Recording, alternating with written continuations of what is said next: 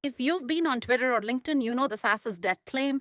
It comes about every now and then, way too often for my liking, to be honest. I wish I could put in a keyword and say, block all these posts that talk about SaaS is dead, but that's not an option. Every time there is a major announcement from OpenAI, there is a talk about how many startups did that kill today.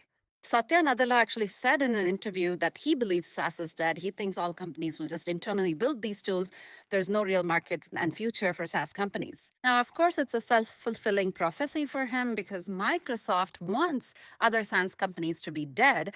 And Microsoft has been building clones of other people's tools for as long as I can remember. Now, for the real question, is SaaS really dead? I don't think so, because way before SaaS was a thing, and I'm old enough to remember that, there used to be tools divisions in all big companies. There still are. Most of the telecom companies and hardware companies have a tools division. Now, the purpose of this division was to build tools for internal use, and they had clunky user experiences. There was no incentive to optimize any of the user flows, and they were pain in the ass to actually use. Look, I worked for Google.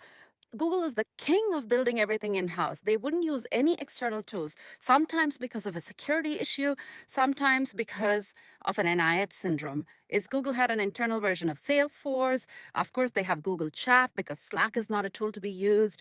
And these are all like terrible, terrible user experiences. And Google is bold enough to even put this out in public and have other people use it. What makes us think that vibe-coded tools would be any different? What would be the motivation for a company internally to improve the user experience for something that is going to be used just by their employees? There isn't any. So what you'll have is a bunch of people building these so-called tools internally with no idea of how to optimize their user experiences. Productivity will be miserable until somebody discovers a SaaS product that does it better and makes it all worth it. But there is a small catch.